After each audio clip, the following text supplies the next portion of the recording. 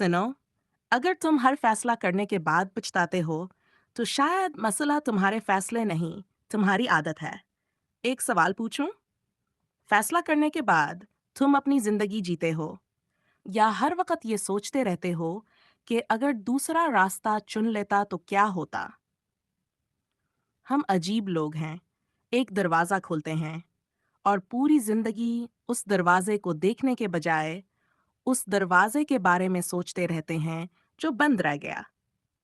फिर हम इसे गलत फैसला कह देते हैं। लेकिन क्या हर वो फैसला गलत होता है जिसके बाद मुश्किल पेश आए?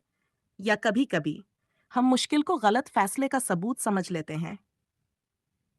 मैं तुम्हें ये नहीं कहूंगा कि हमेशा अपने फैसलों पर कायम रहो। मैं सिर्फ एक सवाल छोड़कर जा रहा हूं।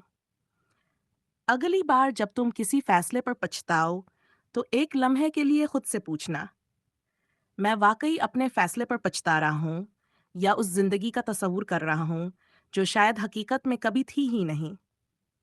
शायद इसी एक सवाल से तुम्हें समझ आ जाए कि तुम अपने फैसलों से ज्यादा अपने ख्यालों के साथ लड़ रहे हो।